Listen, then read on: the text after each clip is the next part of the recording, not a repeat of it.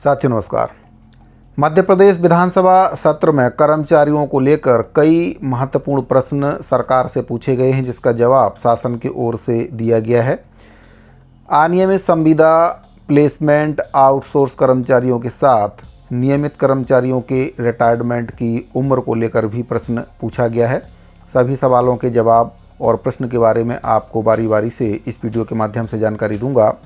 जानकारी बताने से पहले आपसे निवेदन है कि पहली बार अगर चैनल पर आए हैं तो चैनल को सब्सक्राइब जरूर करें, बेल आइकन को प्रेस करके ऑल पर सेट कर लें, जिससे आपको कर्मचारियों से संबंधित सभी प्रकार की जानकारी इस चैनल के माध्यम से लगातार मिलती रहे।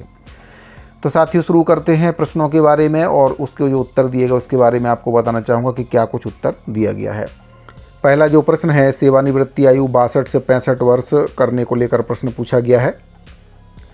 डॉक्टर राजेंद्र कुमार सिंह जी के द्वारा ये प्रश्न पूछा गया है। क्या आयुष मंत्री महोदय यह बताने की कृपा करेंगे, क्या माननीय मुख्यमंत्री जी के द्वारा पिछले 7 माह पूर्व धन्वंतरि जयंती में नवंबर 2024 एवं जनवरी 2025 आयुर्वेद महापर्व के दौरान आयुष चिकित्सकों की सेवानिवृत्ति आयु 62 से बढ़ाकर 65 वर्ष किए जाने की घोषणा की गई थी?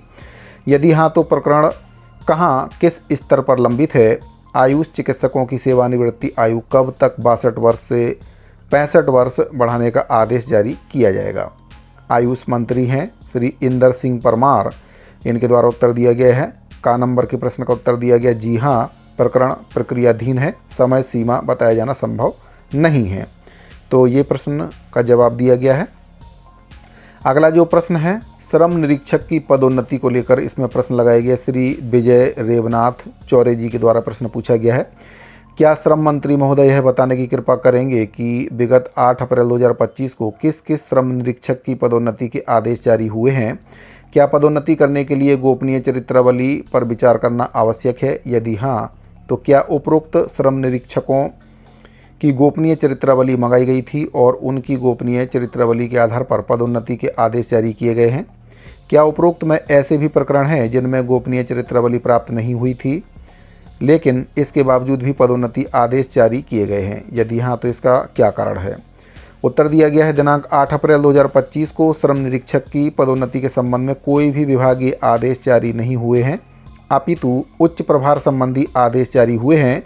खा नंबर के प्रश्न का उत्तर दिया गया, जी हाँ, गा से डा तक के प्रश्नांश के परिप्रेक्ष्य में प्रश्न उपस्थित नहीं होता है। तो ये उत्तर इसमें दिया गया है। तो अगला जो प्रश्न पूछा गया, संविदा नियुक्ति की नीति का क्रियान्वयन को लेकर प्रश्न इसमें पूछा गया है। पंचायत एवं ग्रामीण विकास विभाग से संबंधित प्रश्न है।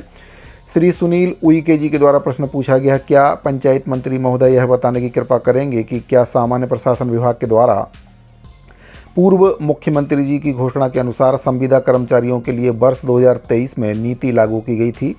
यदि जारी की गई थी तो पंचायत एवं ग्रामीण विकास विभाग के द्वारा मान्य किया गया है अथवा नहीं? क्या वर्ष 2023 की संविदा नीति में अनुकंपा नियुक्ति का प्रावधान किया गया था? यदि हाँ, तो वर्ष 2023 से 25 तक कितने संविदा कर्मचारियों की मृत्यु हुई है और कितने संविदा कर्मचारियों की परिवार को अनुकंपा नियुक्ति का लाभ दिया गया है? पंचायत एवं विकास विभाग के अंतर्गत योजनावार जानकारी दें। क्या संविदा नीति में संविदा कर्मचारी समान कार्य समान वेतन का निर्धारण किया गया था? पूर्व के वर्षों में जो मानदेय वृद्धि की गई थी, क्या 2025 में 2.94% की वृद्धि कम की गई है, अधिक वृद्धि कम की गई है? तो कारण बताएं। क्या शासन के द्वारा 10 वर्षों से निरंतर संविदा पर पदस्थ कर्मचारियों के लिए सामान्य प्रशासन विभाग के द्वारा जारी संविदा नीति 2023 के तहत कौन कौन से लाभ दिए जाने का निर्देश है? पंचायत मंत्री श्री प्रहलाद सिंह पटेल जी के द्वारा इसका उत्तर दिया गया, जी हाँ, विभाग के विभिन्न अनुसांगिक संगठनों के द्वारा सामान्य प्रशासन विभाग के द्वारा जारी संविदा नीति दिनांक 22/7/2023 की कंडिका 11.5 के अनुक्रम में उनके यहाँ पदस्थ संविदा अधिकारी कर्मचारियों पर यथा योग्य लागू की गई है। खा नंबर के प्रश्न का उत्तर दिया गया, जानकारी पुस्तकालय में रखे परिशिष्ट 1 के अनुसार है। गा नंबर के प्रश्न का उत्तर दिया गया, विभाग के अंतर्गत अनुसांगिक संगठनों में समकक्षता निर्धारण किया गया है। संविदा नीति 22/7/2023 की कंडिका 4-3 के अनुक्रम में वित्त विभाग के ज्ञापन क्रमांक इसमें बताया गया दिनांक 12 जून 2025 से संविदा मानदेय में 2.94% की वृद्धि की गई है। शेष प्रश्न उपस्थित नहीं होता है। जानकारी पुस्तकालय में रखे परिशिष्ट 2 के अनुसार है। अगला जो प्रश्न है इसमें निजी औद्योगिक इकाइयों में वेतन और भत्ते को लेकर प्रश्न पूछा गया है। श्रीकांत चतुर्वेदी जी के द्वारा प्रश्न पूछा गया, क्या श्रम मंत्री महोदय यह बताने की कृपा करेंगे कि मध्य प्रदेश में निजी औद्योगिक इकाइयों में काम करने वाले कर्मचारी श्रमिकों को भुगतान किए जाने वाले वेतन में क्या शासकीय कर्मचारियों की भांति समय समय पर वेतन भत्ते और महंगाई लागू किए जाने की नीति एवं निर्देश बनाए गए हैं? ख नंबर का प्रश्नांश का के अनुसार यदि हाँ तो ऐसी नीति एवं जारी किए गए निर्देश की जानकारी उपलब्ध कराएं। श्रम मंत्री श्री प्रहलाद सिंह पटेल जी के द्वारा उत्तर दिया गया है, निजी औद्योगिक इकाइयों में काम करने वाले कर्मचारी और श्रमिकों के वेतन के संबंध में शासकीय कर्मचारियों की भांति नीति या निर्देश नहीं है। औद्योगिक इकाइयों में न्यूनतम वेतन अधिनियम 1948 के अंतर्गत मूल वेतन और समय समय पर जारी महंगाई भत्ता दिए जाने हेतु दिशा निर्देश जारी किए जाते हैं। खा उत्तरांश के परिप्रेक्ष्य में 1 अप्रैल 2025 से जारी निर्देशों की जानकारी पुस्तकालय में रखे परिशिष्ट के अनुसार है।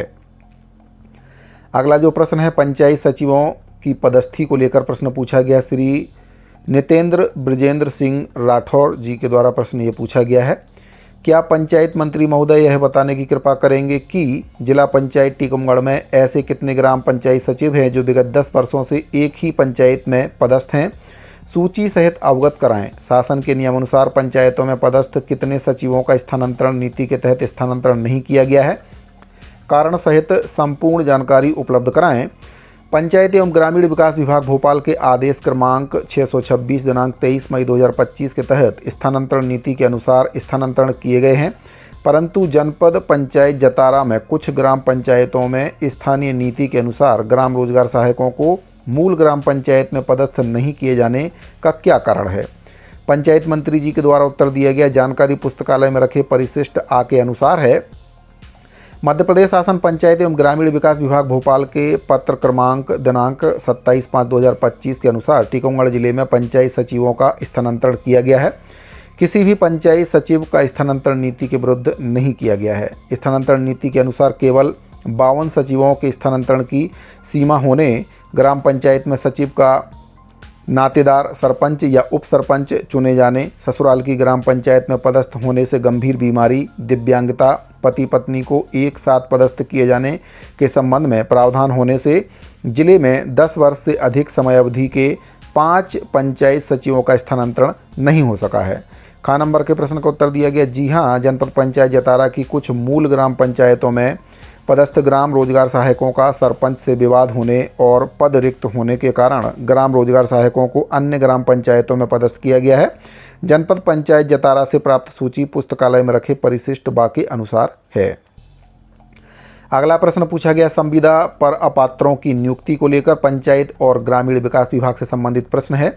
श्री आरिफ मसूद जी के द्वारा प्रश्न पूछा गया, क्या पंचायत मंत्री महोदय यह बताने की कृपा करेंगे कि क्या मध्य प्रदेश राज्य रोजगार गारंटी परिषद के अधीन जिला और जनपद स्तर पर मनरेगा परिषद में संविदा पर पदस्थ लेखाधिकारी, सह लेखाधिकारी, ऑडिट ऑफिसर, ऑडिटर, एपीओ, लेखापाल, ऑपरेटर के द्वारा नियुक्ति के समय लगाए गए फर्जी कंप्यूटर डिग्री, डिप्लोमा और अनुभव प्रमाण पत्र के आधार पर नियुक्ति प्राप्त करने का मामला संज्ञान में आया था? खा प्रश्नांश का के परिप्रेक्ष्य में दिनांक 18/8/2016 को दैनिक भास्कर भोपाल के डीवी स्टार के मुख्य पृष्ठ पर प्रकाशित होने पर मध्य प्रदेश राज्य रोजगार गारंटी परिषद के द्वारा जांच कमेटी गठित की गई थी। यदि हाँ तो जांच कमेटी के द्वारा कितने संविदा अधिकारी और कर्मचारियों की कंप्यूटर डिग्री यूनिवर्सिटी की पाई गई और उनके लगाए गए अनुभव प्रमाण पत्र फर्जी पाए गए और कितनों के अनुभव प्रमाण पत्र ईपीएफ में पंजीयन संस्था के पाए गए, जानकारी उपलब्ध कराएं। जांच में किन किन संविदा अधिकारी और कर्मचारियों के द्वारा फर्जी कंप्यूटर डिग्री, संदिग्ध अनुभव प्रमाण पत्र के आधार पर नियुक्ति प्राप्त की गई। प्रश्न दिनांक तक किन किन के विरुद्ध क्या क्या कार्रवाई की गई, नामवार पद सहित जांच रिपोर्ट की प्रति उपलब्ध कराएं। पंचायत मंत्री जी के द्वारा बताया गया, जी हाँ। खा नंबर के प्रश्न का जी नहीं, प्रकरण परिषद के संज्ञान में आने के पश्चात कार्यालयीन आदेश क्रमांक 7300 दिनांक 2/8/2016 से जांच हेतु जांच दल गठित किया गया था। उल्लेखित जांच प्रस्तुत एवं विभिन्न शासकीय अशासकीय संस्थाओं से अभिलेख सत्यापन के संबंध में है। जांच दल में सम्मिलित अधिकारियों के बार-बार स्थानांतरण हो जाने से जांच की कार्रवाई वर्तमान तक नहीं हो सकी है। पुनः जांच आदेश क्रमांक 8187 दिनांक 27/2/2025 से जांच दल गठित किया गया है। जांच प्रतिवेदन के आधार पर नियमानुसार कार्यवाही की जाएगी। शेष प्रश्नांश उपस्थित नहीं होता है। ग नंबर के प्रश्न का उत्तर दिया गया, जांच प्रतिवेदन के आधार पर नियमानुसार कार्रवाई की जाएगी। अगला जो प्रश्न है, ग्राम रोजगार सहायकों और पेशा मोबिलाइजरों की जानकारी को लेकर प्रश्न पूछा गया है।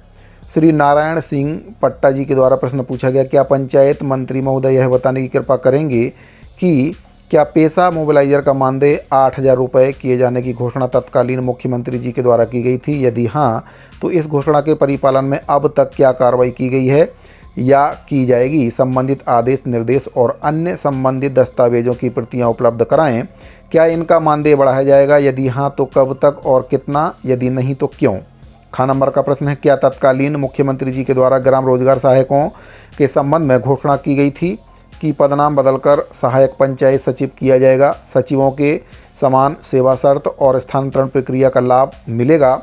सचिवों की भर्ती में 50% आरक्षण दिया जाएगा? यदि हाँ, तो इन घोषणाओं के परिपालन में अब तक क्या क्या कार्रवाई की गई है? संबंधित आदेश, निर्देश और संबंधित दस्तावेजों की प्रतियां उपलब्ध कराएं। क्या उक्त घोषणाओं का लाभ भविष्य में इन्हें दिया जाएगा? यदि हाँ, तो कब तक या नहीं, तो क्यों? क्या मध्य प्रदेश राज्य रोजगार गारंटी परिषद के द्वारा ग्राम रोजगार सहायकों की नियुक्ति एक पूर्णकालिक कर्मचारी के रूप में की गई थी? यदि हाँ, तो क्या वर्तमान में इन्हें पूर्णकालिक कर्मचारी मानकर शासन के नियम अनुसार समस्त लाभ दिए जा रहे हैं? यदि हाँ, तो बताएं कि पूर्णकालिक कर्मचारी के रूप में इन्हें क्या लाभ दिए जा रहे हैं? यदि नहीं, तो इन्हें अंशकालिक कर्मचारी कब माना गया और इनके क्या कारण हैं? पंचायत मंत्री जी के द्वारा इसका उत्तर दिया गया है। क नंबर के प्रश्न का उत्तर दिया गया, जी नहीं, शेष प्रश्न उपस्थित नहीं होता। ख नंबर का बताया गया, जी हाँ, ग्राम रोजगार सहायकों की नियुक्ति, स्थानांतरण की समस्त प्रक्रियाएं पंचायत सचिव के समान होने, पंचायत सचिवों की नियुक्ति में 50% आरक्षण ग्राम रोजगार सहायक को देने के संबंध में तत्कालीन माननीय मुख्यमंत्री जी द्वारा घोषणा की गई थी। पदनाम बदलकर सहायक पंचायत सचिव करने के संबंध में घोषणा नहीं की गई। घोषणा की प्रति संलग्न परिशिष्ट के अनुसार है।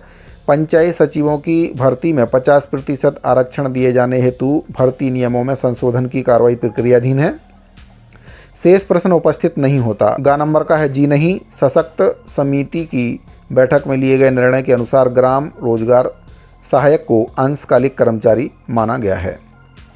अगला प्रश्न है, अन्य विभागों के कर्मचारियों का संलग्नीकरण को लेकर प्रश्न पूछा गया है। श्री यादवेंद्र सिंह जी के द्वारा प्रश्न पूछा गया है, क्या पंचायत मंत्री महोदय यह बताने की कृपा करेंगे कि क्या टीकमगढ़ जिले में कुछ जनपद पंचायतों में शिक्षा विभाग अथवा अन्य विभाग के कर्मचारियों को संलग्नीकरण लिया जाता है? ऐसा क्यों?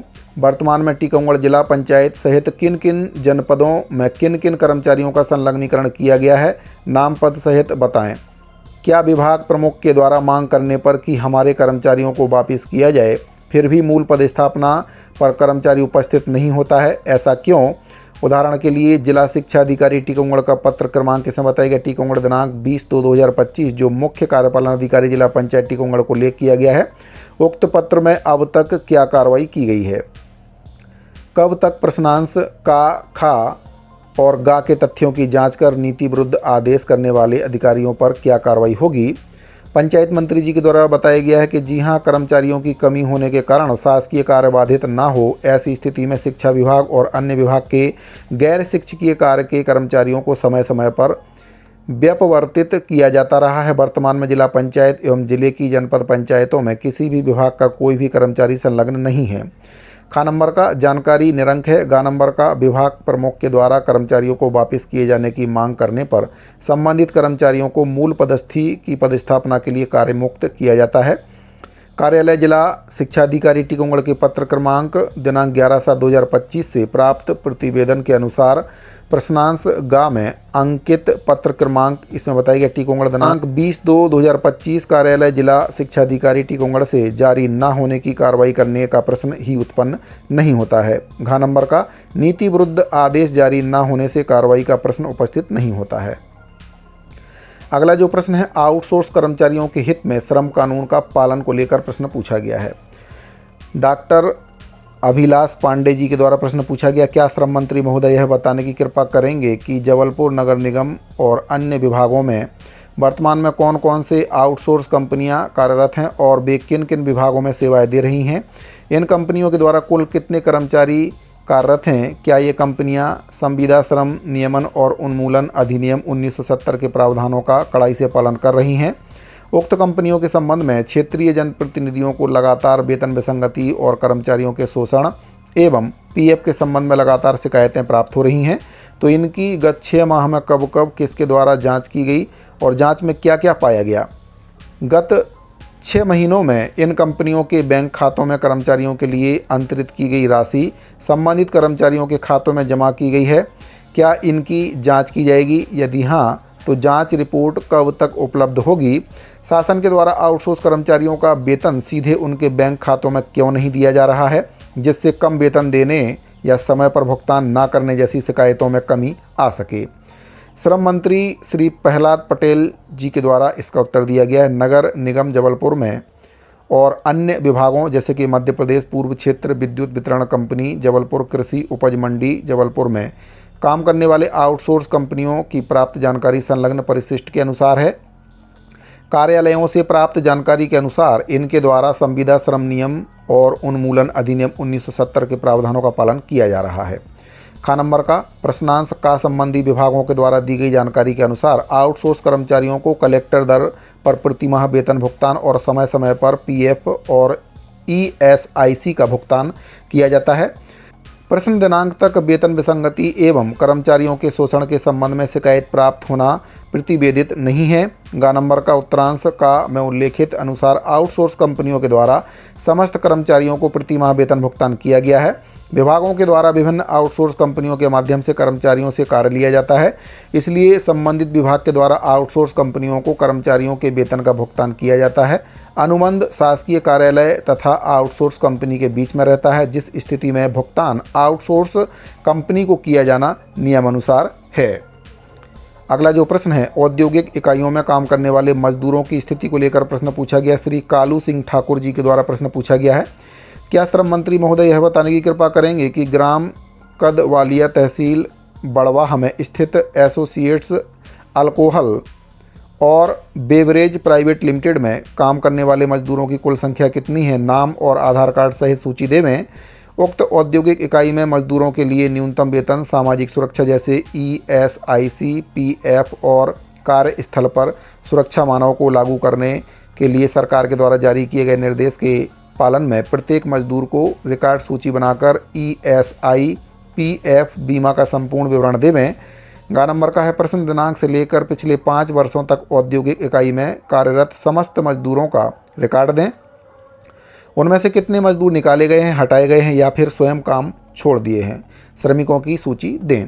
श्रम मंत्री जी के द्वारा बताया गया है, एसोसिएट्स अल्कोहल और बेवरेज प्राइवेट लिमिटेड बड़वाह में काम करने वाले मजदूरों की कुल संख्या 423 है। श्रमिकों के नाम और आधार कार्ड की जानकारी पुस्तकालय में रखे परिशिष्ट के प्रपत्र आ के अनुसार है। ख नंबर का है, श्रमिकों के नाम ईएसआई कर्मचारी राज्य बीमा निगम एवं ईपीएफ यूएएन की जानकारी पुस्तकालय में रखे परिशिष्ट के प्रपत्र बा के अनुसार है। कंपनी के द्वारा पिछले 5 वर्ष तक औद्योगिक इकाई में काम करने वाले समस्त मजदूरों में से किसी भी श्रमिक को ना ही निकाला गया है और ना ही हटाया जाना प्रतिवेदित है। स्वयं काम छोड़े गए श्रमिकों की जानकारी पुस्तकालय में रखे परिशिष्ट के प्रपत्र सा के अनुसार है। साथियों, विधानसभा सत्र में ये कुछ कर्मचारियों से संबंधित महत्वपूर्ण प्रश्न लगाए गए थे, जिसमें संविदा आउटसोर्स प्लेसमेंट कर्मचारियों को लेकर कई महत्वपूर्ण प्रश्न पूछे गए थे। इसके साथ ही सेवानिवृत्ति की उम्र में वृद्धि किए जाने को लेकर भी एक बहुत ही महत्वपूर्ण प्रश्न लगाया गया था। उम्मीद करता हूं कि दी गई जानकारी आपको पसंद आई होगी। अगर आपको जानकारी अच्छी लगी हो तो वीडियो को अपने दूसरे साथियों को शेयर जरूर करें। मिलते हैं अगले वीडियो में, अभी के लिए दीजिए इजाज़त। धन्यवाद।